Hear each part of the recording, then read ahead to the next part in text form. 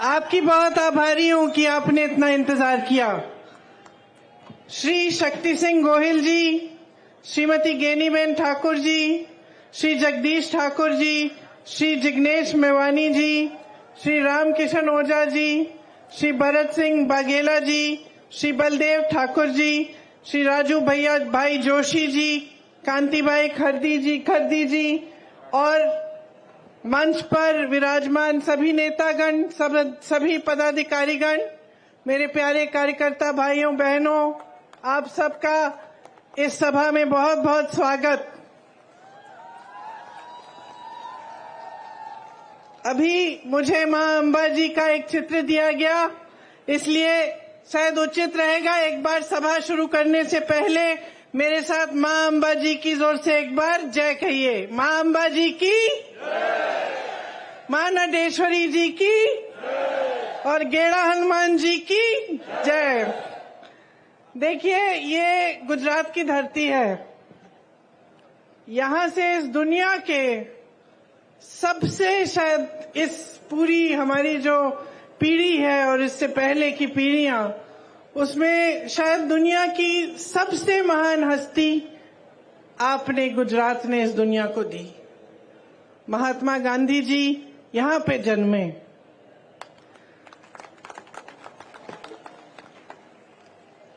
श्री सरदार पटेल जी भी गुजरात के ही पुत्र थे। वीर रणछोड़ रबाड़ी जी भी इसी धरती के थे। ये सारे महापुरुष किस लिए लड़े? ये सारे महापुरुष आपकी आजादी के लिए लड़े। ठीक है, ये पुरानी बात है। 70 साल निकल गए, बीत गए, हमारा देश आजाद है, स्वतंत्र है। हमारे देश में एक संविधान बना, इसी लड़ाई से उभरा। जितने भी हमारे स्वतंत्रता सेनानी थे, जितने बड़े बड़े महापुरुष रहे, चाहे पटेल जी हो, चाहे गांधी जी हो, नेहरू जी हो, सब ने लड़कर, ब्रिटिश साम्राज्य से लड़कर हमारे देश को आजाद करवाया और हमें एक संविधान दिया। ये संविधान जो उन्होंने हमें दिया, इसका महत्व आपको समझना पड़ेगा। आज बहुत ही जरूरी है कि आप कुछ मूल बातें, जो गहरी बातें हैं हमारे देश की राजनीति के बारे में और अपने जीवन के बारे में, आप ठीक ढंग से समझें, ताकि जो निर्णय आप लेने जा रहे हैं चुनाव में, वो आप सोच समझ के और सारी जानकारी लेके लें। जब हम संविधान की बात करते हैं, खास इसलिए हम आज ये बात उठा रहे हैं क्योंकि भाजपा के कई नेताओं ने, जो चुनाव लड़ रहे हैं, कुछ मंत्रियों ने, देश भर में जो घूम रहे हैं, उन्होंने कहा कि अगर भाजपा फिर से जीतेगी तो संविधान बदला जाएगा। तो आज सबसे पहली बात मैं संविधान के बारे में करना चाहती हूं, क्योंकि ये संविधान क्या है और किस तरह से आपके जीवन पर इसका प्रभाव पड़ता है, ये समझना जरूरी है। संविधान से आपको अधिकार मिलते हैं। सबसे बड़ा अधिकार यह है कि आप वोट डाल सकते हो। ये आपको अधिकार दिया गया है।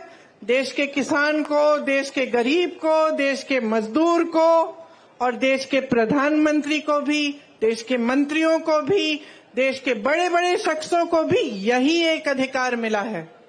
मतलब सबका एक समान अधिकार है। जितना आपकी वोट में शक्ति है, उतनी शक्ति उनके वोट में है। उनकी वोट में आपसे ज्यादा शक्ति नहीं है। देश में जितने भी देशवासी हैं, उनका एक समान अधिकार ये वोट है। ये वोट संविधान ने दिया है आपको। आरक्षण भी संविधान ने दिए हैं आपको। तो जो आरक्षण का अधिकार है कि किसी समुदाय को या किसी जाति को अगर लगता है कि ठीक ढंग से मौके नहीं मिल रहे हैं, काफी सालों से उनके साथ अत्याचार हुआ है या शोषण हुआ है, तो संविधान कहता है कि आपको कुछ अधिकार मिलने चाहिए और आपको आरक्षण मिलना चाहिए। मतलब रोजगार मिलता है तो आपके लिए कुछ रोजगार आरक्षित हो, ये भी संविधान आपको देता है। तो ये दो बहुत बड़ी चीजें हैं जो आपको संविधान द्वारा मिलती हैं। इसके साथ साथ अगर आप किसी की आलोचना करना चाहें या किसी नेता से या राजनीतिक दल से सवाल उठाना चाहें कि क्या किया है मेरे लिए, ऐसा काम आपने क्यों किया, तो आप आंदोलन भी कर सकते हैं, आप खड़े हो सकते हैं, अपनी आवाज उठा सकते हैं। ये भी अधिकार आपको संविधान ने दिया है। अब जब ये लोग कहते हैं कि संविधान को बदलना चाहते हैं तो इनका क्या मतलब है? इनका मतलब ये है कि जितने भी अधिकार आपको दिए गए हैं वो अधिकार कम करेंगे, उनको कमजोर किया जाएगा। क्योंकि अगर आप आज की राजनीति को देखें और समझें तो आपको स्पष्ट पता चलेगा कि पिछले 10 सालों में प्रधानमंत्री श्री नरेंद्र मोदी जी ने जो सबसे बड़ा काम किया है वो ये काम किया है कि जनता के अधिकारों को कमजोर किया है। एक जमाने में, मैं हमेशा ये कहानी बताती हूं, एक जमाने में बड़े बड़े प्रधानमंत्री होते थे, वो आपके गांव आते थे, वो आपके घरों में आते थे, और जब आपके घरों और आपके गांव में आते थे तो आप अपना हक मांगते थे। मैंने खुद अपने पिताजी, अपनी दादी जी के साथ देखा है। मैं यूपी के किसी छोटे से गांव में गई, एकदम पिछड़े जिले में, जहां पे मेरा पहुंचना आज के दिन मुश्किल था क्योंकि बहुत लंबा सफर था गाड़ी से। रास्ते में हेलीकॉप्टर लिया, फिर गाड़ी ली, फिर पहुंची। और जब मैं एक गांव में गई तो एक छोटी सी बुढ़िया ने मुझे बताया, छोटी इसलिए क्योंकि इतनी बुढ़िया थी कि वो ऐसी झुकी हुई थी, उन्होंने मुझे बताया कि जब आपकी दादी जी आई थी तो जो खीर मैं आपको खिला रही हूं ऐसी ही खीर बना के मैंने उनको खिलाया। मैं अपने पिताजी के साथ गांव जाती थी, उनके पीछे पीछे, तो अपने ही संसदीय क्षेत्र में जब वो किसी के घर में चले जाते तो अगर कोई सुविधा नहीं मिली होती, या पानी नहीं आ रहा है, या उस जमाने में वो इंडिया मार्क 1 लगता था, वो नल नहीं लगा है, या सड़क नहीं बनी है, तो डांट खाते थे। जनता डांटती थी कि आप प्रधानमंत्री हैं, हमारा नल नहीं लगाया आपने। और लोग कहते थे उनसे कि देखिए, वोट हम आपको तब देंगे जब आप सड़क बनाएंगे, जब आप पानी लाएंगे। प्यार तो हम आपको बहुत करते हैं, आओ खाओ चाय पियो, लेकिन वोट तब मिलेगा जब आप हमारा काम करेंगे। ये राजनीति थी एक जमाने की। और इस राजनीति का आधार किसने डाला? गुजरात के सबसे महान बेटे ने डाला, महात्मा गांधी जी ने। महात्मा गांधी जी ने सारे नेताओं से अपनी संपत्ति छुड़वाई, सबको जमीन पे लाए, सबको घरों में ले गए, गरीबों के की समस्याओं को सुनो, और जो जनता है देश की वो सर्वोपरि है। ये बात गांधी जी ने सिखाई। और गांधी जी ने कहां से सीखी ये बात? खुद भगवत गीता से, हिंदू धर्म से। जो महान गुरु होते थे हमारे, उनसे पहले वो सारे आपके बीच आते थे, पैदल चलते थे, सुनते थे कि समस्याएं क्या हैं, कि मेरी बहनें बैठी हैं, कैसे चला रही हो अपना जीवन, महंगाई हो रही है, कुछ खरीद पा रही हो, कमाई कैसे आ रही है, घर पे जाती हो, क्या मुश्किल है जब घर पहुंचती हो काम करने के बाद खेती में। किसानों से पूछते थे, समझते थे, मजदूरों की समस्याएं समझते थे, और उसी आधार पे अपनी नीतियां बनाते थे। तो अगर कोई नीति बनती थी देश में तो उसे इस आधार पे बनती, जैसे अगर मजदूरों के लिए कोई नीति बनती तो मजदूरों से बातचीत करके बनती, किसानों के लिए कोई नीति बनती तो किसानों की समस्याओं को समझ के, उनकी मुश्किलों को देख के बनती। इसीलिए जो हमारी परंपरा है कांग्रेस पार्टी में, जो महात्मा गांधी, जिस परंपरा की नींव महात्मा गांधी जी ने डाली और जिस परंपरा के तहत हमारे सारे प्रधानमंत्रियों ने काम किया, वो परंपरा ये थी कि नीतियां आपके लिए बनी, जो आपकी सुविधा के लिए बनती है, जो आपको आगे बढ़ाने के लिए बनती है, वही नीति सही है। लेकिन बहनों और भाइयों, आज के जो प्रधानमंत्री हैं, जरा उनकी कार्यशैली को आप देखिए। गुजरात ने उनको सब कुछ दिया, उनको सम्मान दिया, स्वाभिमान दिया, उनको आगे बढ़ाया, उनको सत्ता दी। इस न्याय पत्र का आधार जो है वो मेरे भाई ने जो ये 4000 किलोमीटर चले थे, ये उस वही जब आपसे बातें की उन्होंने, आपकी समस्याएं समझी, वही आधार बना इस न्याय पत्र के लिए। मतलब वो समझे कि आपके साथ अन्याय हुआ है, किसानों के साथ, मजदूरों के साथ। तो उन्होंने एक ऐसा घोषणा पत्र निकलवाया हमारी पार्टी से जिसमें आपके लिए सारी सुविधाएं हैं। और इससे पहले, इस चुनाव से पहले, जहां जहां प्रदेशों में चुनाव हुआ है, हमने जो घोषणा पत्र में लिखा है वो करके दिखाया है। आज अगर आप कर्नाटका की महिलाओं से पूछेंगे कि सरकार ने आपके लिए क्या किया, तो वो बताएंगी कि हमें हर महीने 2000 रुपए मिलते हैं और हम बस की यात्रा मुफ्त में करते हैं।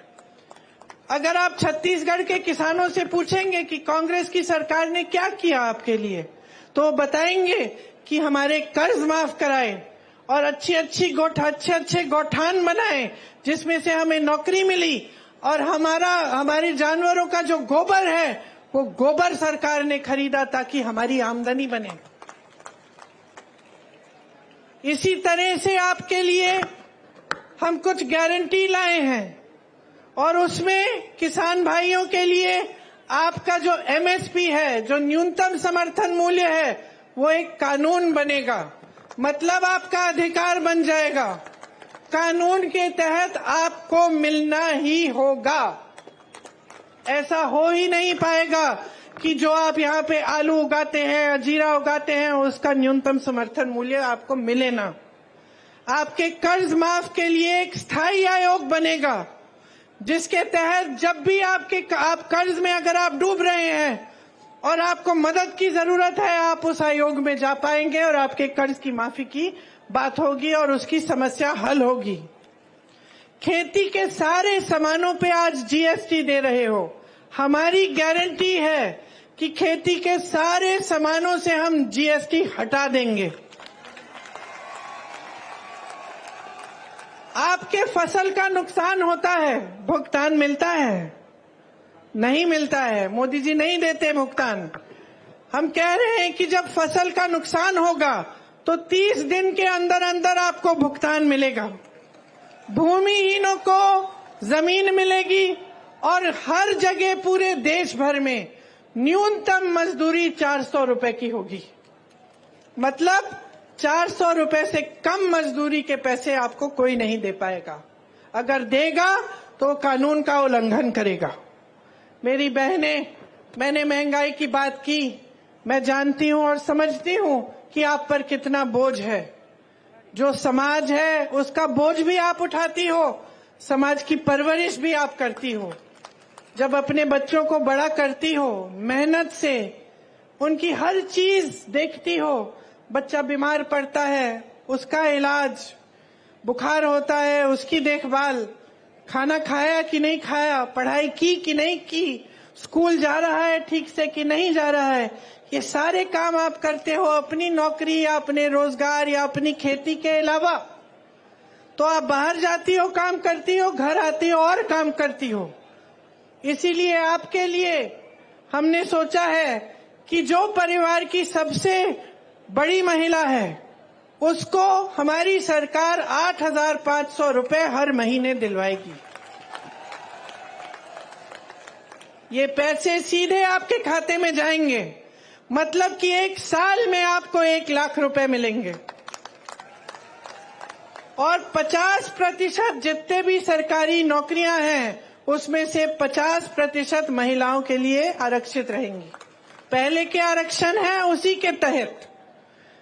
तो ये हमने आपके लिए सोचा है। और आंगनवाड़ी, आशा बहुएं और जो मिड डे मील्स में महिलाएं काम करती हैं, केंद्र का जो योगदान है आपके मानदेय के लिए वो बढ़ाया जाएगा, दुगना किया जाएगा, ताकि आपका मानदेय बढ़ जाए।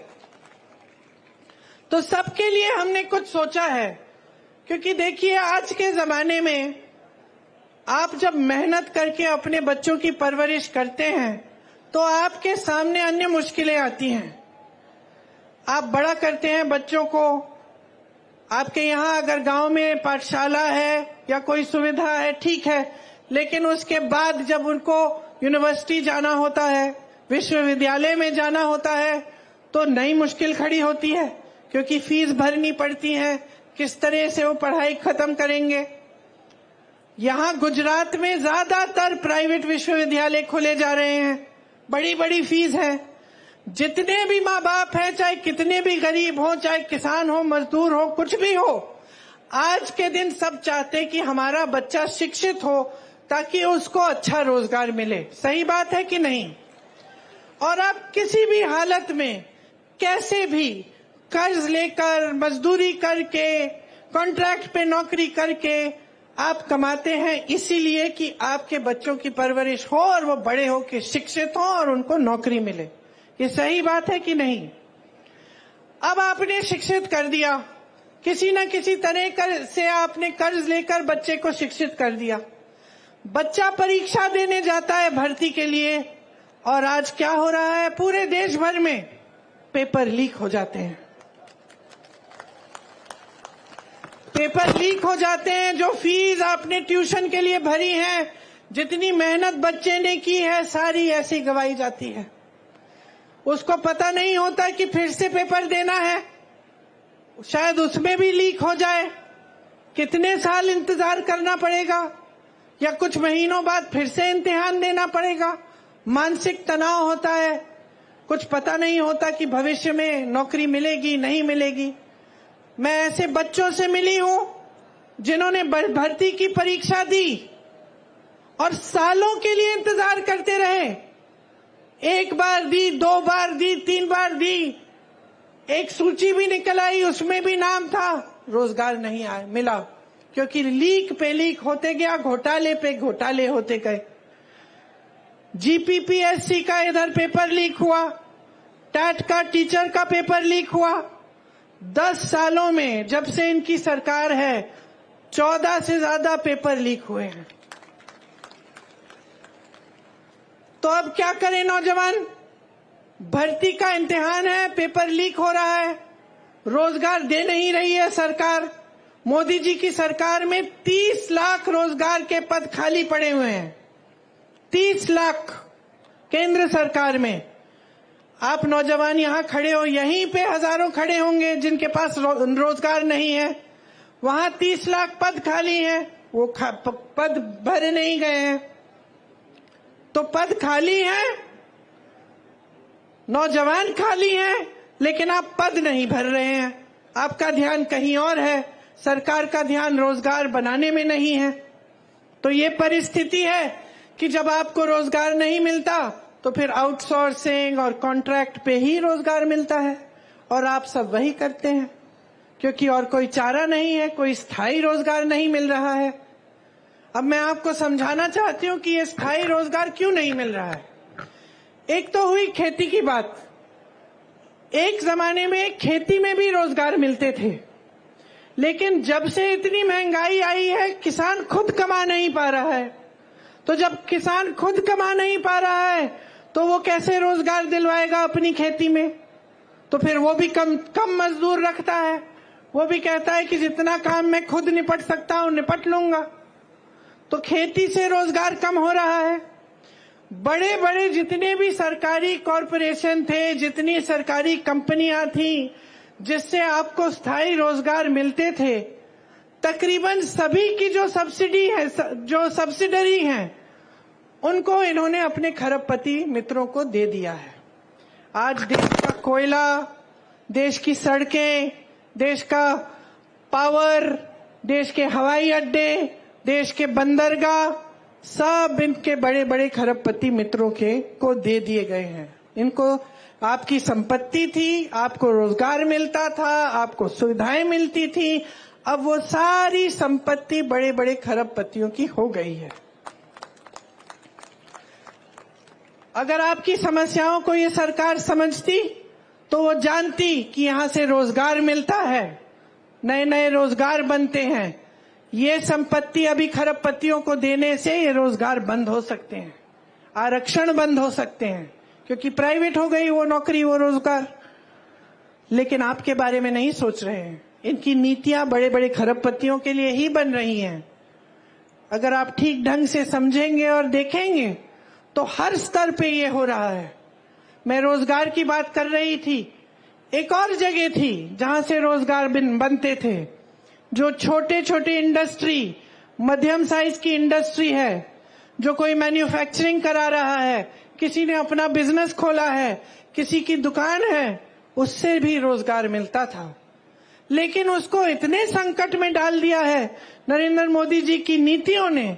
नोटबंदी लाए पहले, उससे जितने भी छोटे और मध्यम के वर्ग के बिजनेस थे वो सारे, उनकी कमर टूटी। उसके बाद जीएसटी लाए,